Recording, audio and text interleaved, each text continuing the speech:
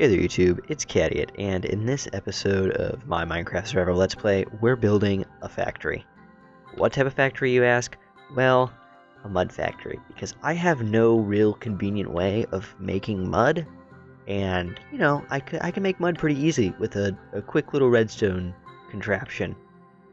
So that's what we're going to do. So I have this plot of land right here, dedicated to basically house our mud factory. Now it's probably going to go a bit outside of the plot on this end for the actual feeding device to feed it all into one area, and then I'm going to have inside the actual factory portion it all be cubed up into one massive mud cube, because I'm too lazy to figure out TNT timing right now and make a TNT duper.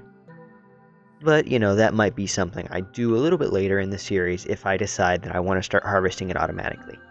For now, though, it's just going to be me, and it's going to be my shovel. My infinite source of reusable shovels. Don't ask about the iron tower behind me. We'll get to that later. So to make sure I get spacing right, I'm going to start this by actually building the mud pusher. And so the mud pusher is fairly simple. It is really just a torch, redstone torch, and then whenever a block just gets placed here, it powers it on and pistons fire. So what's going to happen is I'm going to feed my mud into this one point, and it's going to get pushed.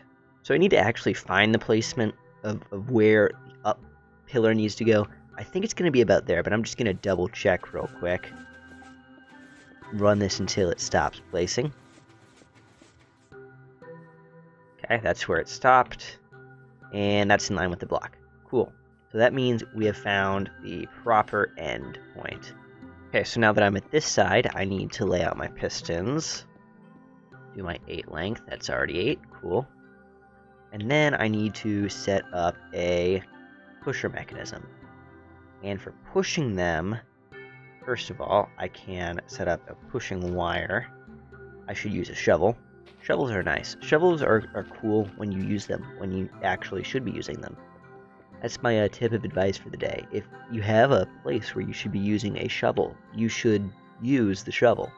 Okay, so in theory, if I know that I'm doing this right, if I am doing it right, if I put a sticky piston like that on that side of the block, and then I place an observer up on this side of the block, what should happen whenever I hit this is it should fire, and it should fire once, and then stuff should go up.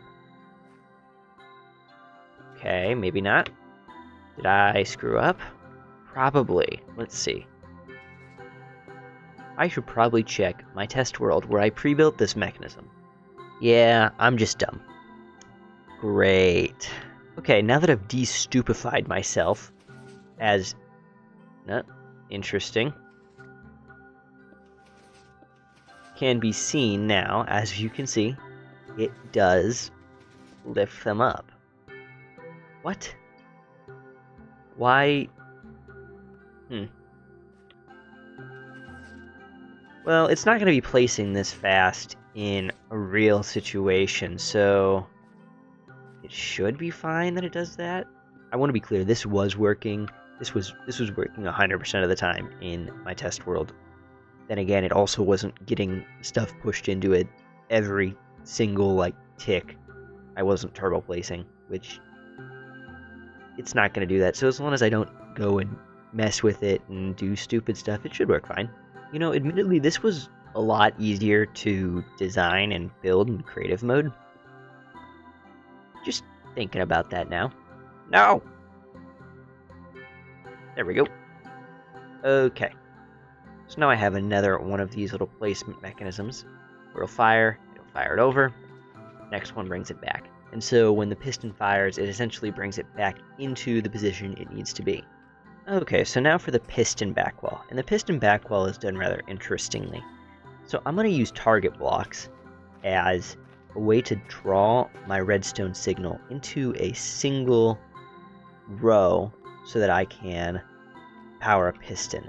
Because with how pistons work in Java Edition, they can't really just be powered by a line traveling directly behind it, And this is arguably cheaper than making a crap ton of repeaters and putting them going into every single piston, bar the half of them that don't have to be powered because they're powered through the other piston. Now I just go row by row on each of these. So that's one set. I will need one redstone column behind it to power all of those. And so I'm going to do a total of 8 high by 8 wide to essentially produce an 8 by 8 surface area going this direction, and then it's going to just push out until it can no longer push out, which I believe is a 14 blocks. 14 sounds correct. Okay, that array is all now wired, so let's just do a little test run to see if this will not break. We'll actually go ahead and push it all out. Okay, come on. How many we got? We got 2 left? 1. Cool. Means it works. Which means now we can go on to building the actual mud spigot. So the mud placement spigot is a rather simple circuit. Essentially, I've got a torch here that whenever I place a block on top of, a piston needs to push. And so for this to occur, I've got to have a piston right there, and then just a quite simple little out and back here. Need a repeater specifically for the use case of making sure stupid. Specifically to make sure that the signal is long enough to consistently fire whenever I place this down. It also needs to be long enough so that whenever I get to the actual stage that, oh, I built this all one block off, darn it. Like I was saying, it needs to be there, though, for the stage that I have the actual dampener, the mud making portion, so that it actually makes mud.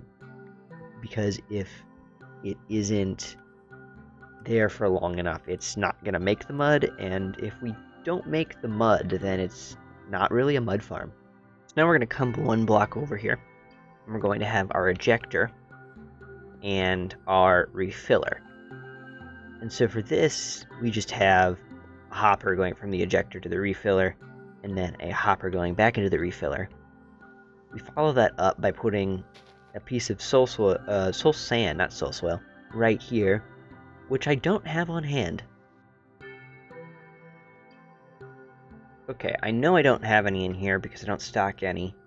I'm just going to continue ignoring that. It looks like it's getting bigger, and you know what? It doesn't matter. It doesn't matter. Why would I care if it gets bigger?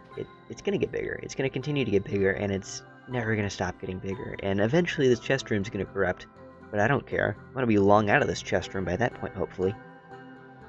So now everything is in, and hopefully it should work correctly. Now I really wish I could credit whoever actually came up with this originally, but I feel like I've seen this so many times, and so many people have done this, some form of this design, that I don't even know who the original was. So if someone knows, let me know who the original was, because I don't want to take credit for that at all. I do want to return that, though. And now, it's time to talk about the iron. So, I did some off-camera mining. I'm just joking. All of this iron is stuff I have been saving up from, like, all of my semi-on-camera mining sessions.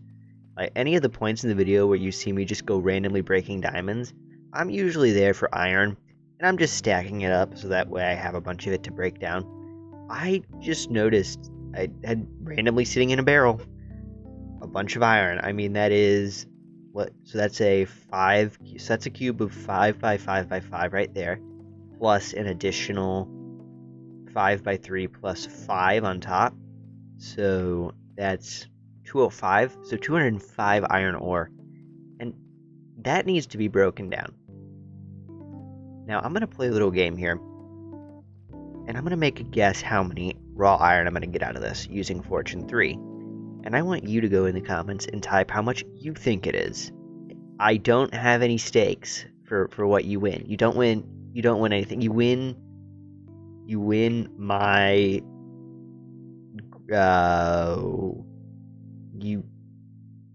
You win my praises if you guess it right.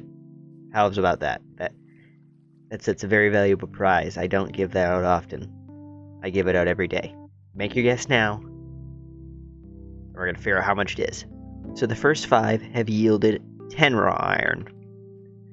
Now, don't go revise your comment. You're not allowed to do that. That's breaking the rules. That's cheating. We can't have you cheating. Cheating isn't cool. Cheating is bad. Cheating is wrong. I just realized I didn't guess what this was going to be. Huh. Well, I guess I don't get to guess since I've already started doing it. If I already guessed from where I am right now, I'm going to say that this is going to be somewhere around... let's say 530.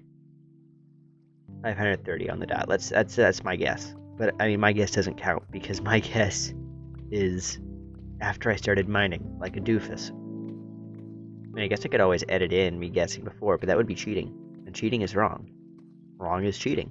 Chat, this ain't looking good. We've only got 353, and I've got 2 layers left. My guess is not gonna be right.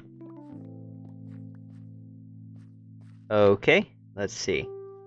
Grand reveal time. Let's count that. That is 7 by 64, which is about 448, plus 18. Yeah, 466. If you got 466, you win my praise.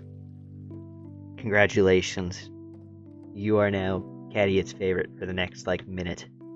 Next on my evil agenda for today, I don't know if I would call it evil now that I think about it. Evil's a rough word. I need to box this thing in. It's going to get a big, nice, happy container around it. And it's going to look something like that, but with windows. And probably a bunch of, the slanted triangle roof things that you see on factories. This is going to look like a factory when I'm done with it. And there's going to be pipes running from here to there. Just start the time lapse.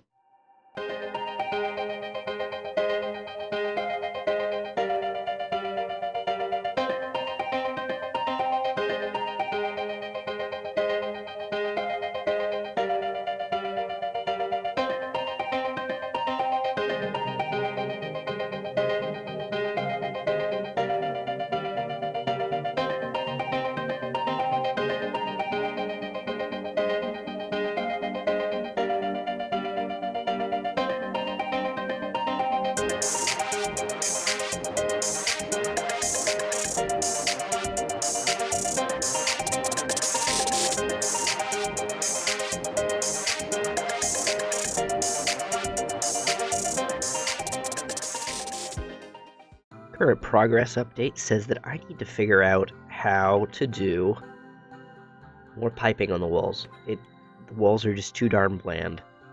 It is gonna require some work. I've got one pipe up here. I need to do more of these.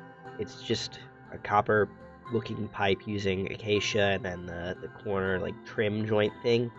And then if you throw a trap door, it almost looks like a one of the valve wheels that you'll see on piping that you can use to turn off the flow of whatever through it. So I've got one of those on here, and I guess I can see how many I can get along this wall without making it look overcrowded, but something needs to be done there. And then these doors also need to be dealt with. Let me get back up on the roof, because the roof is not much better. The roof is potentially worse. It is super flat and very not varied. I'm wondering if it would have been better to go with a gradient, because with only 2 blocks, it doesn't look as good as any of the stuff down there does. And you know what, we don't talk about how the backside is just a flat wall. It'll be dealt with eventually. I can't do anything with it until I know what's going on the backside. I know the clock tower is going to go in there, but I don't know how many layers of building I can get in. Can I put a building behind it or what? So it's going to have to stay like that for now. You want to see what the completed product looks like? Because I want to see what the completed product looks like. That's what it looks like. It is stupidly simple. I didn't show it in any of the time lapse, but I've gone through and I've added a bunch of these little piping things around. It's really just lightning rods on fences. And I was thinking, like, there's not enough of the small pipes around for this to really feel steampunky. And so there's the small pipes. And this doorway is also abhorrent. I was really expecting the tinted glass to be, tinted, not see-through. But if we free cam out here real quick, yeah, it's at least, it's one side, two sides of them done. We're gonna ignore the fact that there's nothing on the backside. There's a reason there's nothing on the backside. Did I already explain why that is? If I didn't already explain why that is in a prior clip, it's because stuff has got to touch this thing back there. And I need to figure out how much space I need. Okay, that out of the way now. Shaders. Nothing changed. It just has shadows now. You gain nothing from shaders other than performance loss and a slightly better looking thing. This is Cadiot's new hot take. I have a lot of hot takes. This is the one I've chosen to do today.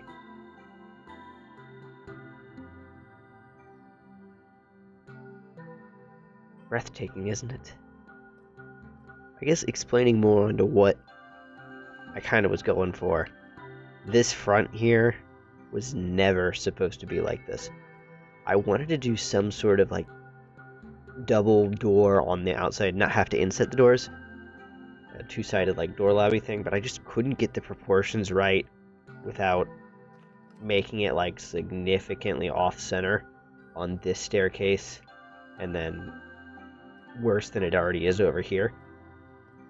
And then it just wasn't tall enough to use anything other than slabs for an overhang. So I've used pale oak because they kind of look like a metal grate, like an iron grate overhang. I'm trying to think what a good example of that would be, but it kind of looks like a corrugated metal, like the little finned wood planks in the center. And so I was kind of going for more of an iron look here. I didn't want to use actual iron though, because why would I do that? You've got plenty of piping with shut-off valves and this beam. We don't talk about that beam. It'll come down whenever I figure out a better way to support the massive water-sucking tube that is coming out of our river. If you got any ideas for how I can make this less ugly, do so. Did the sky just flicker a bunch of colors? Yeah, I'm probably just seeing things. I am insane. I mean, this is known to be a fact. I'm insane. Did I say this already? Did I go over that I believe that this man is insane? I did notice, if you come over here by the Moundville area, it should start to fog out. You get the right distance. Let's see if I can get it. This isn't far enough yet, but if it gets a little bit more foggy, you get this nice... This is one of those builds that, though this here is incomplete and kind of blocking some things, it somehow looks better far away, despite the incomplete status of this. And I guess it's what you're supposed to do, is make it so it looks good from a distance. But, I mean, yeah, it somehow looks better from farther away, which I hate, because this is not a viable thumbnail angle. Because that is, of course, what really matters. How can I clickbait you? Anyway, that's going to do it for this episode. This has been episode 9, I think, of the Cadiot Survival Let's Play. Thanks for watching, and I'll see you in the next one. Bye.